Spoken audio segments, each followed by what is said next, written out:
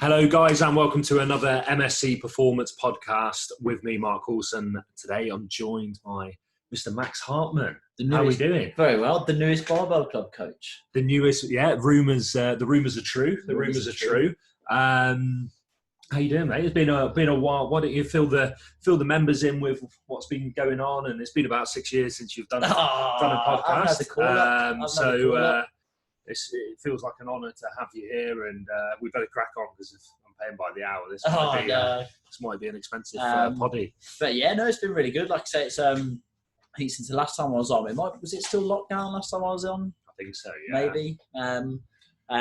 But yeah, really good. Like I say, it's been a really good few months. Gym's as busy as ever.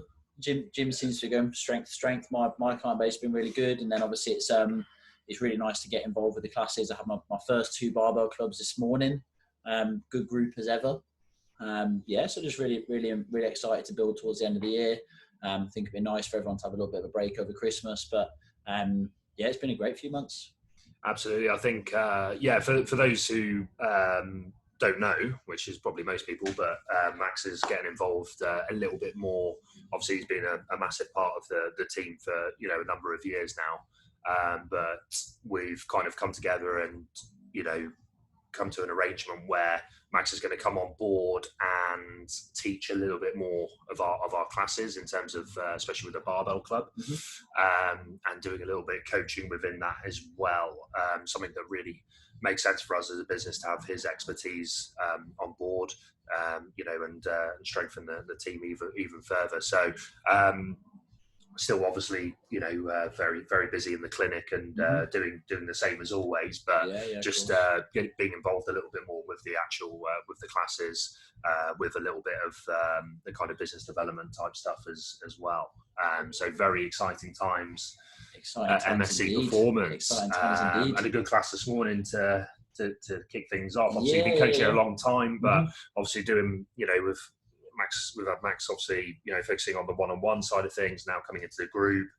How was that sort of, change of dynamic? You know what? It was really good fun. I haven't actually coached a group since my time in working with sports teams, going back a couple of years now. So it was really nice. But it's the ease of slotting in this morning. It's kind of testament to show that, the members really, they all turn up, they all work really hard, they all really pay attention to the program. Obviously, they've been getting coached in that session by guys like yourself, by Luke and by Sonia over the last few weeks and the last few months. So it was so easy to just come in, slot in, say, how you doing, guys? Go through a little bit of a warm up, but everyone understands the program. Everyone understands what they're meant to be doing.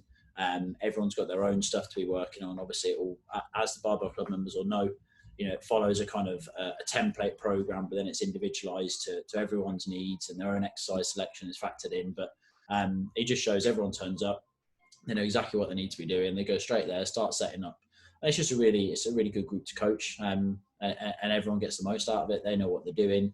There's no real dead time in there, and I can just crack on with saying, look, this looks good for you. Maybe change it a little bit here and there.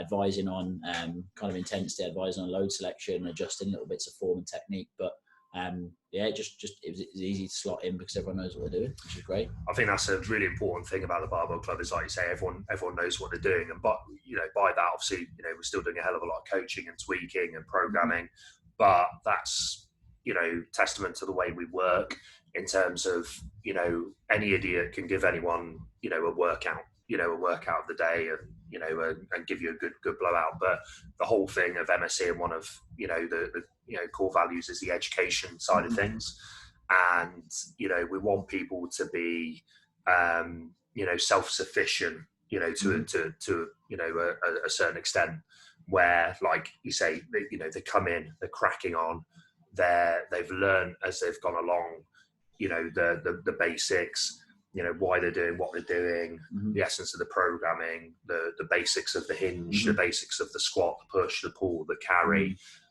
which is a really important thing, I think, for sustainability. Consistency and sustainability, 2 words that I use a lot in these podcasts when we're talking about like training progress, rather than just coming in getting a random beasting. There's a process behind everything. Exactly. And obviously with things like the RPE scales in there, I think a lot of the time it's something that people just don't have an appreciation for. A lot of time, if you're training on your own or you haven't had coaching, or you've just started to get into the gym, you've realised you need a program, you've gone online and found your first 5x5, or you found, you know, a body part specific split from your local influencer.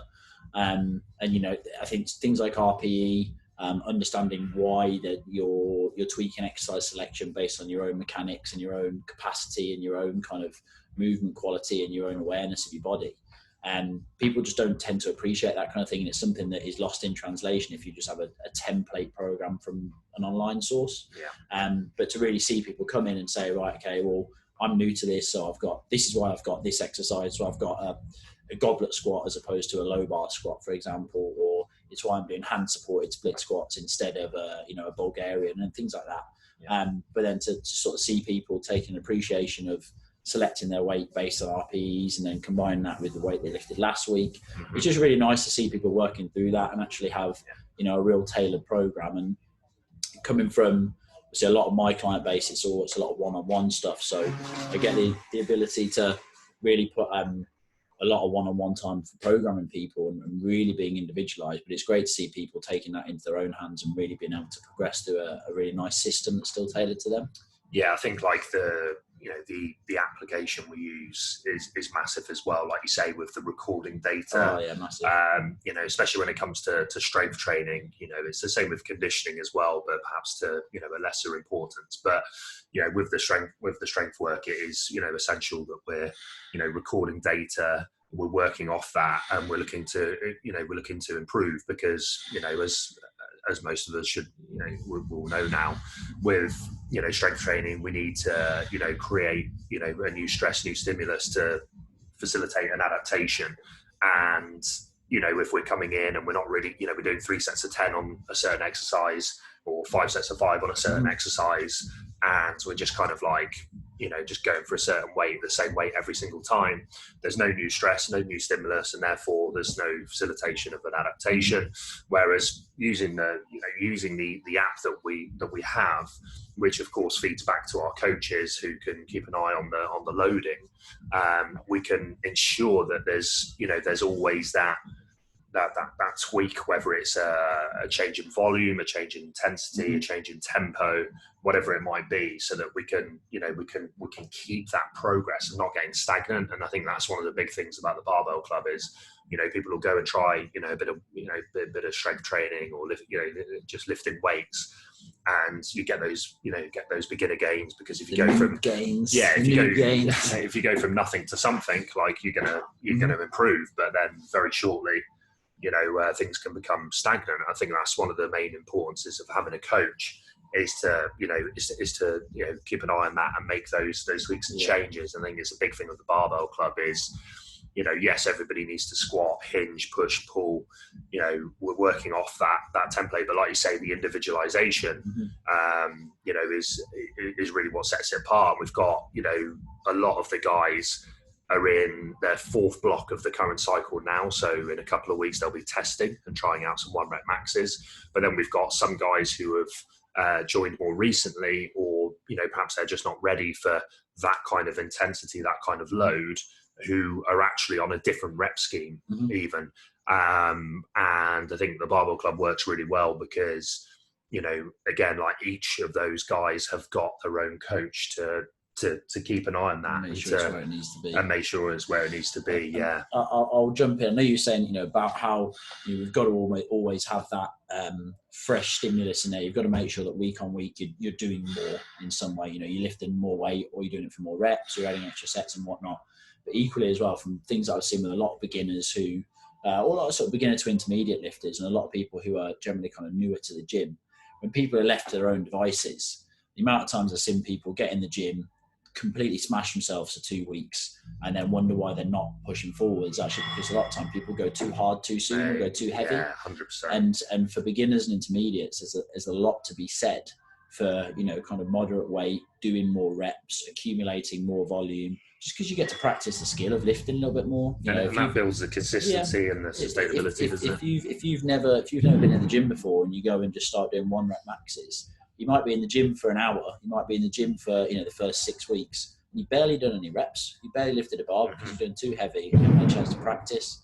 Whereas guys who come in, the first few weeks or first few months, or to some extent the first couple of years, you can get away with doing a lot of reps under the bar, getting lots of 8s, lots of 10s, lots of 15s, lots of kind of easier stuff. I think it goes back to what we were saying about having a coach. Just as it's important to make sure you're having a fresh stimulus, making sure that stimulus isn't too much, and making sure people aren't getting ahead of themselves and trying to run before they can walk. Again, like we said, it fosters the consistency and makes sure that actually if you get into a program, you're able to follow that and progress for 16 weeks, not 16 days. Sure. So again, I think it's just really nice to see people who might otherwise, some of the people we had this morning are fairly new. A couple of guys have only been in there for a couple of weeks, but it's really nice to see them getting in. They're full of enthusiasm. They're really keen to be training. They're really keen to be working. But it's nice seeing them come in and say, right, I've got deadlifts at 7 RPE. I've got a couple of squats at 7 RPE. Bit of discipline, looking at the longer game. Exactly, and appreciating why you're putting that kind of structure in place. Whereas the amount of times that some people come in before and they say, right, I've got a set of 6 deadlifts, which mean I've got to pick up a weight where on the 6th rep I'm close to failure, or I'm grinding to get it up. Whereas as a beginner, as someone that's been in the gym for 2 weeks, you don't need to do that, and you probably haven't earned the right to do that as well. So unnecessary. So yeah, it's just really nice to see, and I think that's one of the biggest things I took away from this morning is, it's just good to see people doing that. Whereas one of the biggest mistakes I see, especially working with, in the injury clinic, where a lot of the time it's people who have picked up injuries, picked up niggles. The amount of times where I'm working with people and it's the first conversation we have, it's not a question of, oh, you're really tight here. It's not a question of this muscle's weak or this muscle's tight or you lack control. So much of what we talk about is just proper, appropriate load management and how to structure your week and how to manage fatigue and how to make sure that actually you're balancing your training with your ability to recover. A lot of time, my job is about pulling people back and saying, right, you need to just back off a little bit, pump the brakes for a couple of weeks, recover and build up from there. Something like Barbell Club, it's going to put me out of work. But it's what a lot more people need is that appropriate load management and, like you said, balancing that stimulus and recovery and making sure that everything you're doing is progressing at an appropriate pace. Yes, progressing. Yes, making sure you're building week on week, but just making sure that is the right speed and the right jump up week to week. Do you think, like, without sounding too arrogant and blowing too much smoke up our asses, like, do you think that's one of the sort of step ups from, like, your PTs to, like, good experienced strength coaches? Oh, 100%. Is load management, creating enough stress and stimulus to get better, but not too much that, we're overloading and we're getting injured and we're burning out too fast, so that therefore we can, we talk about it all the time, again, using those 2 words, consistency and sustainability. Forget your 6-week transformations, like, forget it. It's long-term results, and building good strength and good health is a lifetime journey, not just a 6-week transformation. And in order to do that, it is about managing the workload in the right, at the right level, And I think a lot of that comes from the fact that it's probably quite hard to put it into words that sound like you're slating too many people, but I think a lot of it probably comes from the background of education coming from, like, sports science and strength and conditioning, because a lot of what you talk about is about really developing physical qualities of strength and power and actual fitness, as opposed to just working out how to get people eating less and moving more. The idea of stimulus and response and stress and adaptation and proper load management, keeping fatigue to a minimum, that is all really, really important when we're trying to get people to be stronger, fitter, more robust, when you're trying to get people to perform better, especially in the realms of a sport. Whereas I think if your background is purely coming from, aesthetics, so to speak, or from PT qualification, where a lot of what people are going to talk about is, right, this person needs to eat less and this person just needs to train harder and harder and harder and do more and more and more. And someone who might go to a PT with the idea of, right, I'm trying to burn as many calories as possible in the next hour, I can try and lose as much weight as possible. I think having that idea of managing stress and response and that idea of trying to get someone fitter and more capable, I think actually in a roundabout way, it probably achieves those body composition goals better in the long run anyway. Big time. Because again, like we said, it facilitates adherence. It facilitates people sticking with the program for a much longer period of time. Because the amount of times you'll see someone go to a coach or a PT, and again, like I said, this is not me bashing PT qualifications. I've seen people with sports science degrees who are equally just like, who are terrible, and I've seen people who've done a 6-week PT course with some of the best coaches I've ever worked with. They've upskilled themselves. They've done the right reading, 100%. 100%. But I think, like I say, it's the difference is, if you're really training for long-term improvements in physical qualities like that, sooner or later the body composition changes are going to follow. I think 100% I agree. Firstly, I agree with it's fantastic to have the sports science background, master's strength conditioning, etc. Humble brag. Yeah. But equally there are some good coaches who just go through that PT process. But I think working with, having a background working in sport and working with athletes, that's quite an interesting thing actually. And maybe I've not given it too much thought before, but I think that does really help with, working with the general pop in terms of building, that lifelong strength and that load management, and making sure again, we're getting that stimulus just right, not too much, not too little, just getting that right so that we can get that long-term development. And I think, like you say, working with, having a history of working with athletes, is really beneficial in regards to that. Because if you think back to when you're working at was it Carve Leicester Tigers? He doesn't like to talk about it. And we've got obviously Luke on board, who's working with competitive powerlifters. Myself, pre-MSC, did a lot of work with the armed forces and a lot of stuff with rugby, in rugby league. And with that is, and Sonia with her weightlifting as well. So with that, there's always that big thing for you in a field sport, games week to week was, obviously making sure that people are getting the right level of training stimulus and recovery so that they can perform on a Saturday. So, a big part of that job is making sure people are, fit to take the field, as well as obviously getting the improvements in strength and power, et cetera, et cetera. And with that kind of forces you to, really think about that training dosage and load management, and looking at a long term. There's no point if you're a COV and your best free players get pull up with a soft tissue injury because the training management's not right. That's that's a big issue. And then obviously with someone like Luke with Sonia, slightly different because the competition isn't as regular, so not playing weekly, but there might be a comp every 16 weeks or 12 weeks, but that still gives you that right, we're not going to burn out in 4 weeks, we're not going to burn out 8 weeks. Those guys will tell you themselves, the first couple of blocks, there's a lot of 5, 6s, 8s, there's a lot of focus behind refining technique. Even an experienced powerlifter like Luke, for example, would be block 1 would be refined technique, tempo work, pause work, pin work, and it's about the long term game. And it was same with me with the military guys. Was a big job for us was, right, here's the data, look at the injury rates. You've got guys going through Marine or Special Forces training camps, getting injured, a vicious cycle because they were too weak and the training loads were too high. So it was about right, how can we get these guys? Okay, we of course fresh. Exactly. Getting that training, that was a big part of it, not just getting them, with obvious performance increases. It was right, how do we stop these guys breaking?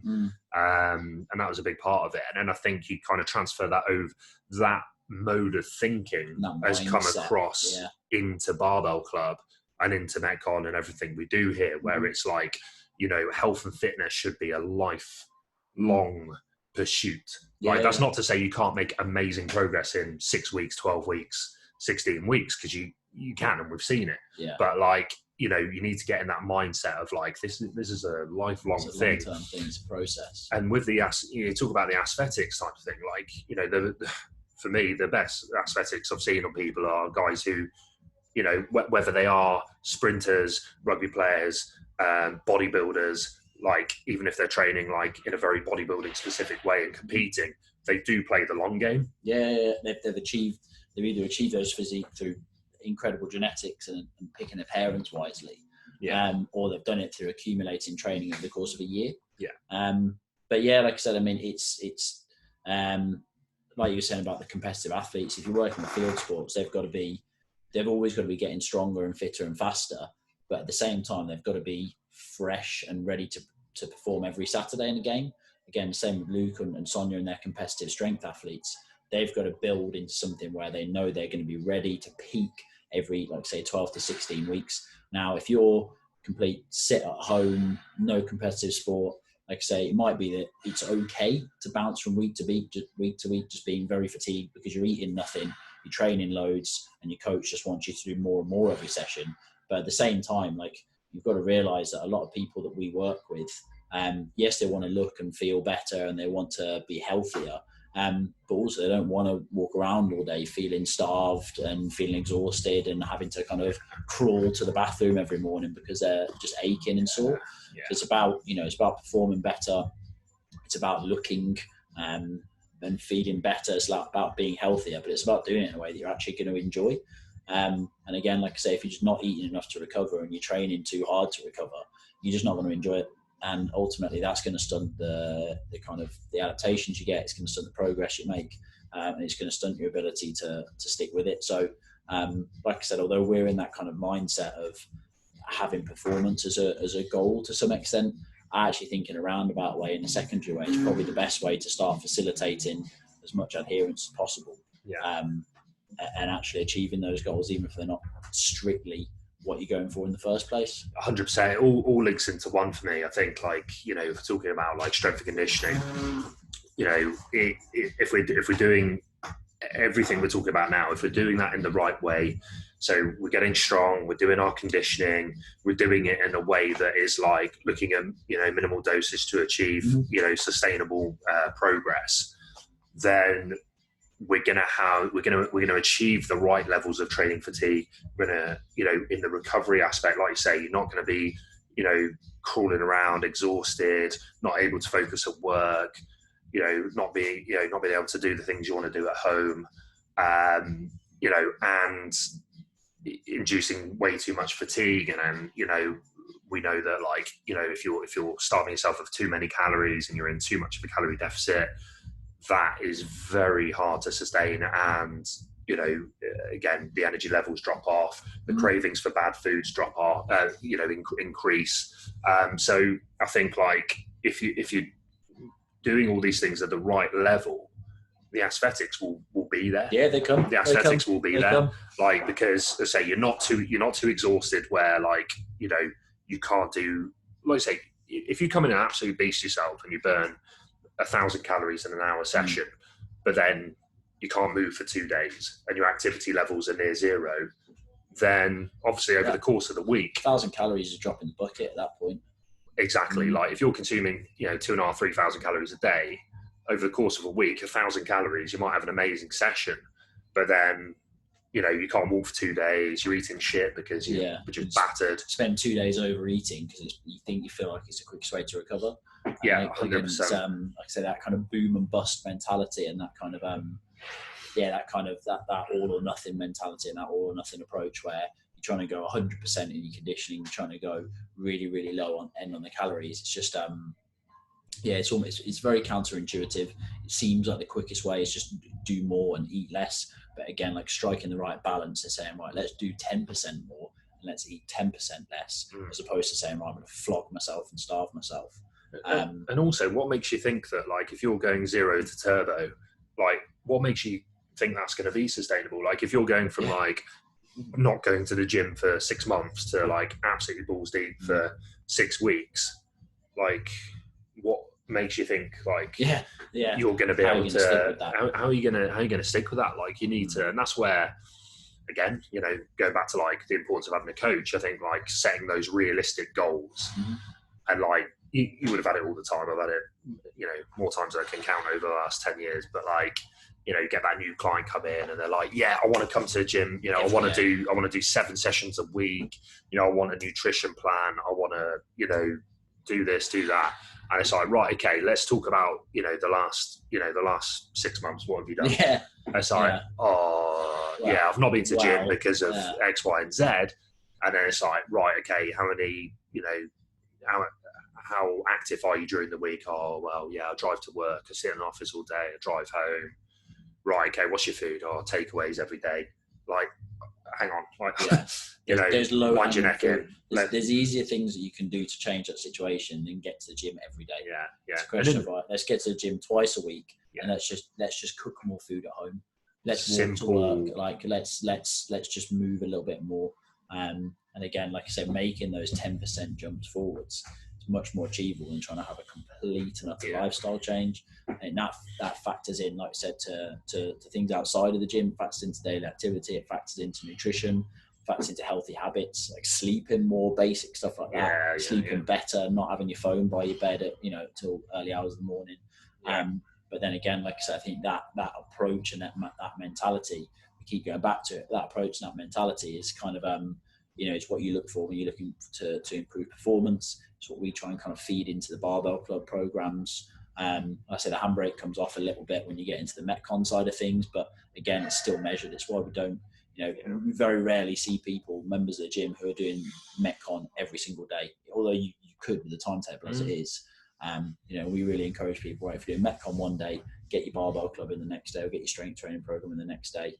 And it balances out very nicely. I think that mentality and that ethos kind of goes across a lot of what we talk about, whether it's on, the online stuff where you're doing check-ins with the Barbell Club clients and asking them how their sleep is, how their recovery is, how their food's been. And then it's reflected in the programming as well. I say everything today, people building up to doing like sets of 4 on a deadlift, sets of 3 on a deadlift, or a couple of doubles on a deadlift. And it's 7 RPE, 8 RPE. It's not a question of, right, it's a 2 rep max. And then next week it's a 1 rep max. That mentality is just filtered throughout everything. I think it's a motto to live your life by. Absolutely. Get into the philosophy. It's not to beat the drum too much, but like it is the RPE thing's like really important. How many times do you see like a good experienced lifter miss reps? Very rarely. Hitting like yourself, like with me, like how with Luke, like his sport is a 1 rep max sport. Like what can you do on the platform? Your absolute max. But still, like how many times is he going for 1 rep maxes in the gym and failing? Infrequent. You'll never see these guys really or very, very, very rarely miss a rep. It's all training within like what's capable. And that's not to say we want to be in our comfort zone all the time. That's not what I'm saying. But it doesn't have to be, and it shouldn't be like 10 RP type stuff. The actual effort you have to put into training to get stronger and get fitter is not what a lot of people think it is. People consistency. People see, and like I say, I think it's just going back to the RPE scale. It's just something that I think is, I had a couple of people in the class this morning who are relatively new to it, who said, I'm still getting used to this idea of RPE, because all the people that have trained the gyms and have trained with other coaches in the past, they've just never used it. And it's something that you could easily write down on paper, 1 set of 10 or 3 sets of 5 or whatever. But there's a whole dimension to that, and there's a whole variable that hasn't even been factored in, which is the RPE and the effort. Like I said, you could do 5 5s for 6 weeks, and the whole program could be 5 5s, next week 5 5s, next week 5 5s. And again, if you're progressing RPE, saying, right, 2 weeks at 7, 2 weeks at 8, and then a couple of weeks at 9 RPE, it's a whole dimension, it's a whole variable that needs accounting for. But people will go months and years of training without ever knowing what that is. And almost just kind of every week is, right, I'm going to do 5 sets of 5 at a weight that I can just about lift for 5. And it's a surefire way to blunt your response. It's a surefire way to cheat yourself out of gains in the long run. And it's a surefire way to sabotage your consistency at some point. If only people knew, if only beginners knew how easy it is to make progress if you're structuring your training in the right way. Like, you know, we probably all wish we can go back to like day one sometimes. Yeah. And think, wow, like how very hard for myself at times. Oh, mate, tell me about it. Yeah. So like, you know, pulling yourself back to week one and say, right, okay, let's work well within, you know, our RPEs and what we're capable of, and just be consistent, be sensible. Like, it all sounds a bit boring, but like what's gonna. You could have 5 years of that before you just touch the signs. Progressions, easy progressions. And ultimately, I think we'll go back to kind of very basics. Like when you're, again, some people might be aware of this, some people might not be who are listening, so it's worth kind of going through it. But obviously, the newer you are to lifting weights, the less effort and the less it takes for you to really progress. So like people take up the gym, like I said, and go in 100 miles an hour. But you can work at a 6 RPE for a year and do 2 sets. Go in the gym, do 2 sets of 15, 2 sets of 15 bench press, 2 sets of 15 squats, 2 sets of 15 RDLs or deadlifts. Done. Get out. Do it again 2 days later. Yeah. And it's so easy to just progress. As long as you're just gradually nudging the weight up over time. You know, you could do that for a year. You could get by on that for ages. There's a lot of it's quite, things come in and out of vogue and things come in and out of fashion. But some people go in and do nowadays, 1 set of 20 is really, really is fashionable amongst coaches, if there is such a thing. But people who get by on that kind of low RPE stuff for a year, once you get to the point where you're getting fairly well trained and you've got some real good training history, that's when you can turn around and say, right, okay, we need to be pushing intensity now. We need to really be building up. But I certainly made it very hard for myself when I first started training because I didn't know any better. I'm pretty sure everyone did. But no, I say there's many roads lead to Rome, so to speak. But I think people don't appreciate, yes, you need structure. Yes, you need consistency. Yes, you need to make sure your recovery and nutrition is correct. But, the actual efforts you need to put in the gym in terms of how hard you actually need to work when you lift that bar. For beginners and intermediates, especially, that, the level of effort they need when lifting that bar is actually substantially lower than people think. 100%. I think, let's have a little chat about, coming into, obviously we're in November now, coming into Christmas period. For our listeners, they'll know that Luke and I did a podcast a couple of weeks ago on training over the festive period. And there was a lot of chat about, okay, December's, obviously a lot of stuff happening socially, Christmas parties, time with family, increasing calories for most of us over the Christmas period. And, just to quickly recap, a lot of the chat was about allowing yourself to enjoy that period. On Christmas Day, bloody hell, eat what you want, for fuck's sake. Just eat what you want. Don't be a nose.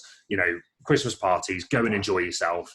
And it was about the balance of like going and enjoying yourself, but then just trying to make up for that by, increasing your step count during the week, being a bit more, sensible with your food on your days where you haven't got Christmas parties or you're going out to eat, making sure that rather than, if you normally do 4 gym sessions a week, 4 strength training sessions a week, make sure you're at least doing 2 a week, during that Christmas period. Christmas week, we spoke about, I spoke about my experience. I normally train once during that Christmas week. I have a bit of a harder session, increase my volume a little bit, and it almost matches what I do in 2 or 3 sessions in a week anyway. But like the whole thing was about doing something, not doing nothing, not just writing off, training and food for the whole of December, because then when you come back in January, it's a long way back. And I use the word balance, and but don't confuse that with, let's go out for a meal, but I'll be a bit sensible at a Christmas party. I won't drink, I'll only have a few drinks. It's like, no, have as many drinks as you want, enjoy yourself, like go all in with that Christmas party, go all in on Christmas Day, but then also just go all in on like being sensible outside of that time. And, so I don't know if balance is the right word, but like, increasing that step count a little bit, doing simple things like if you're going to that restaurant or you're doing whatever, walking there rather than driving there, and basically trying to like, limit the damage over that month is easier than you think. Christmas week, okay, you maybe go in the gym once. you maybe indulge a little bit in food. Go out for a walk in the morning. You know, go and hit your 10,000 steps. Like, go for an hour walk once a day. And anyway, not to completely go over the whole podcast again, but if you haven't listened to it, go back and give that a little listen. And what we're going to talk about is, we're almost going to, you know, almost do a prequel to that, and talk about November. Like, what can we do now, you know, to, you know, lead into that December time. And I almost, it's kind of, it sounds counterintuitive compared to what Mark's just said, and I think what Mark and Luke were talking about in the previous podcast. But I think what a lot of people, and I've done it before, I know other people have done it before, I know clients that I work with have done it before. When people see, you know, a busy December coming up where they've got maybe a couple of different Christmas parties, or they've got some time off work, and they kind of accept that December is going to be poor training wise. They see that coming, and as of now, people almost start to drop off from now. And they say, right, okay, well, I'm going to hit it hard in January, and I'm going to have a big January to make up for December off. So let's just start taking the foot off the pedal now. And people almost lose November, they lose December, and then, like I said, January is this panic to get in, and you're almost coming in and trying to train more frequently for longer, when you're inevitably in January, you're trying to train longer and harder when you're almost less fit anyway, and less conditioned for it, because you've then had a couple of months off. But and you're doing it at a time when the gym's probably busiest anyway, because we've got, you know, the new client base coming in. There's always going to be the kind of new year, new me crowd, which again, that term gets bandied around every single year by almost everyone I know. But I'd say I'd flip that on its head. Don't give up on yourself now. You know, treat November as your pre-season. Like I said, if the gym's going to be quieter, if you know you've got a big month coming up, if you train hard now, if you really make the effort to get that extra session in, again, still taking into account everything that we've just been talking about in terms of balance and proper load management, you know, start striving for that extra session through November. Start striving to, you know, get out for those walks. You know, even if you start building in, if you're someone that just normally lifts weights, or you just normally do Metcon, you know, try something else. Try the Metcon if you're just a Barbell Club member. Try getting out and doing a run. I know it's not the weather for it, and it's just dropped a little bit, but try getting outside and exercising a little bit more. Try having a more active Saturday. You know, tidy up your diet 10% while you can before the Christmas parties kick in.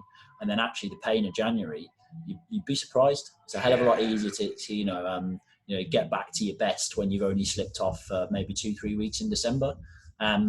Really, you know, I know we've got, you know, our staff Christmas party coming up at the end of this month, which is always a lively affair, I should say. It's always a bit of a lively event, and I know when there's an MSC social, it's always a lively event as well. But you know, Christmas parties wise, I know me personally, I'm as sociable as the next guy, but I don't think we've got much booked in until the very end of the month.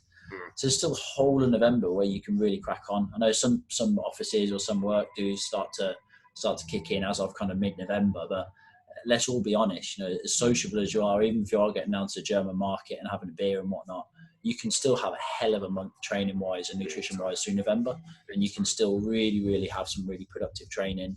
And like we said earlier, you know, a lot can be achieved in 4 weeks, a lot can be achieved in 5 weeks. Big time. I think, like, if you can get this period right, it can really work to your benefit. Like I say, November, use that as a big month. So if we're looking at that, like, you know, we're getting that right level of training and recovery management we've talked about, like that you know, that minimal gap, that minimal dosage we need to, like, improve. You know, don't be afraid to nudge that up a little bit. If you're a bit more experienced, especially, nudge it up a little bit, push, you know, work real hard in November. And then, like you say, if we're doing the things that we spoke about in the last podcast in December, managing, you know, everything around Christmas parties and, you know, all that kind of stuff, what you'll find is you can actually come back in January in real good shape, like really, like, well rested. Well, like, so if I take my Christmas week, for example, like, for sure there's a calorie surplus. You know, let's not kid ourselves. There's a calorie surplus. I've done the absolute minimum I can in the gym that week. So I've probably done enough. I mean, it's very rare where, like, I'll have a complete week off, but maybe once I'll train, or possibly twice. So I've done the minimum I can in the gym just to keep myself ticking along. But, like, if you add that in, so you've got, like, that minimal dose in December plus a bit of a calorie surplus, a sensible one because I've done my steps and I've kept active. You know, if I've had a week where I've done 1,000 steps a day and eaten like shit, then that's a different story. But if I've like kept relatively, you know, active, even if it's absolute minimal dosage, and I'm on a calorie surplus, and I've had a week near enough off, I can come back in January in real good shape, like feeling strong. Yeah. Because I've had a rest and I've been eating, you know, and eating my pigs in blankets and my Brussels sprouts, and I hate Brussels sprouts. And you know, you come back full of beans, so to speak. Yeah. So if you get that, you know, think of it like a 3-month thing. Like say, you know, get that November right. You know, set yourself a little, you know, mini target of right. I'm just going to push a little bit. Like you say, that extra Metcon, that extra couple thousand steps a day, that extra strength session, that extra bit of volume in my strength training, whatever it might be. You know, I don't want to use the word overload, but like almost overload, border on pre-season. Christmas pre-season. That's the way you got to look at it. And then Christmas time, you know, just that balance. Go and enjoy yourself. You know, make up for it as best as you can by maintaining strength and increasing activity level, low level activities, going out for a walk, going out on the bike, whatever it is. And then, you know, January, if we get that right, January should come back, and January's a lot less painful that way. January's a lot less painful. Exactly. So makes it as simple as that, isn't it, mate? Really easy. Simple as that. Piece of cake. Is there anything else you'd like to discuss? No. I think that's we've been fairly extensive there. I think we've been extensive. I think it's been extensive. Good length of podcast. Not the longest we've done, but good level of intensity in that good podcast, I think. So that's probably a good place to nip that in the book, so to speak. Agreed.